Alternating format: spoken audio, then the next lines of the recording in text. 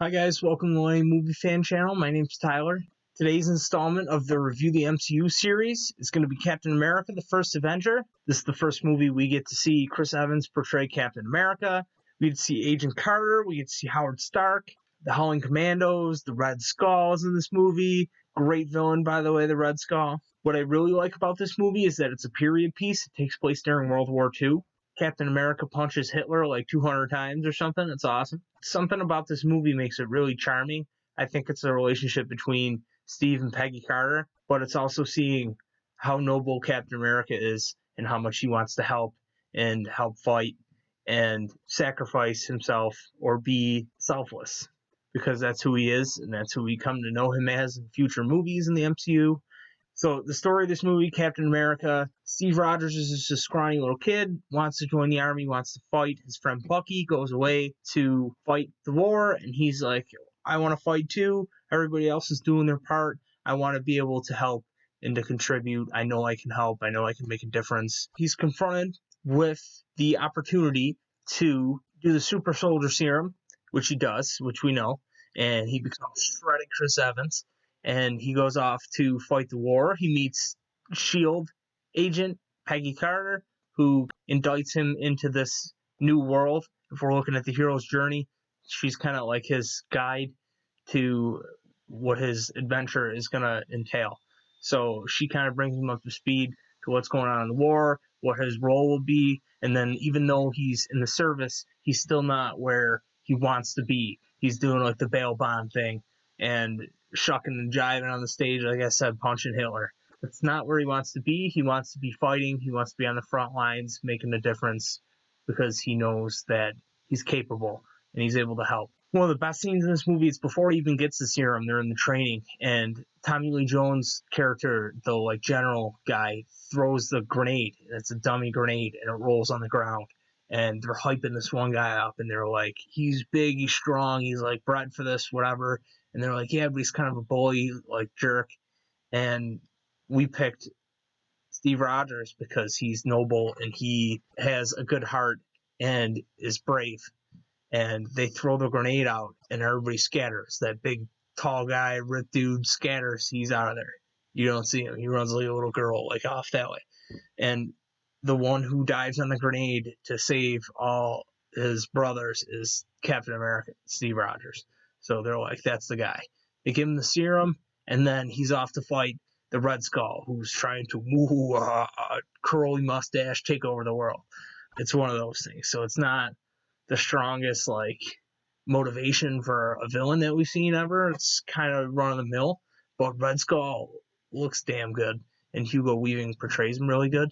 So I was really interested in seeing him in future movies. It's a shame that he didn't want to be Red Skull anymore, but now we got Red Skull back. We got him in Infinity War and Endgame. They pull a fake death in this movie with Bucky Barnes, and they kill him off, and he falls off the train epically, like, ah! And you think he's dead, and of course he comes back, and he's the Winter Soldier, which is a cool reveal, but they don't stick to people being dead in the MCU. They bring everybody back.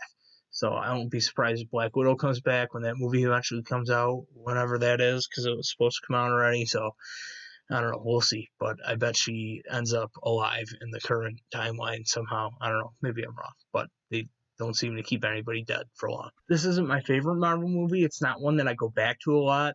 Not for any particular reason. I think it's pretty kick-ass, like the scenes that are all action-packed. When Captain America suits up and they go back out to find the Red Skull and hunt him down, they show like a highlight reel hype video package of like Captain America just kicking ass and busting doors down, shooting it on his motorcycle, and that's really cool. And I love Captain America. He's not my favorite. He's kind of like a Boy Scout. I don't know what I'm saying. I'm a Boy Scout too, but he is really like clean cut, doesn't have too much depth to him, but the MCU really fleshes him out in a way that does provide depth to what would otherwise probably be kind of a bland character. And I think they did that really well with his character development. Even in this movie, they made him kind of like goody two-shoes, but the way other people bounce off of him, and he gives it back a little bit. So he's not like totally a pushover like dork. He is, but he's not. And they do that really well. So Red Skull, he ends up having the Tesseract. It's one of the Infinity Stones, so they're setting that up already.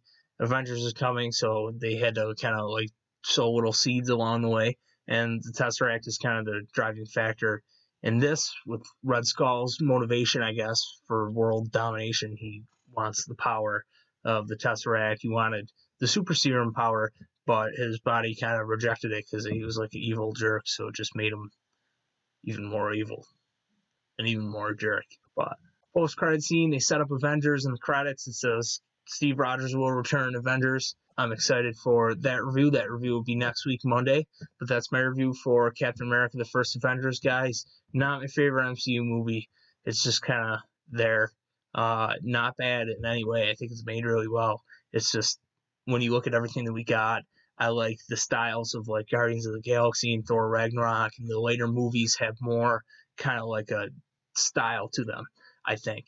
Doctor Strange, all these movies, they kind of fit the Marvel vibe, but they do something a little bit different. I just like the way that Spider-Man is different. It feels like a John Hughes vibe. And then Ant-Man's like a crime film. This is a good war movie period piece, but it's not my favorite.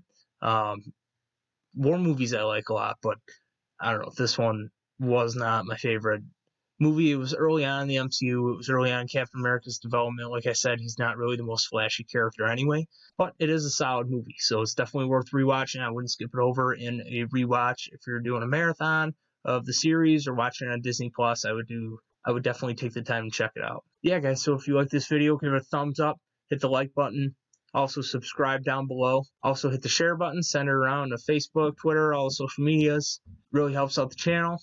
And hit the little notification bell. That way you get alerts to when I post a new video. Tuesday, tomorrow morning at 7 a.m., guys, I'm going to do a special movie review for The Magic Bomb. It's a little independent movie. I think you guys will like it. So definitely hit the notification bell. When that gets uploaded at 7 a.m., you get a little bling. I'm going to be posting some stuff about it on my social medias, my Facebook fan page, Twitter. Make sure to check that out. Their movie's really awesome. It's on video demand right now. It was playing up at festivals. It's like an award-winning movie and a cool little indie film. So I'm happy to support it. I'm going to review it tomorrow. Wednesday, we have my Dirty Dancing movie review for my retro series. This movie's playing up at drive-ins near me, starring Patrick Swayze. I'm excited for that one. I got a cool thumbnail lift up for you guys. I know you like those. Wednesday, I also usually announce what the new releases are going to be for Friday. So I'll have an announcement up, like I said, on social medias for that. They upload at 7 a.m. on Friday every week anyway. So if you don't see what they are and you miss it, just tune in on Fridays anytime after 7 a.m. and they'll be up there, and maybe leave it as a surprise for you. But if you want to know by Wednesday what the review is going to be for Friday so you can watch it, you can go ahead and do that. Just keep an eye out for Facebook and Twitter. But that's it for me. I'll see you guys in the next video. Bye-bye.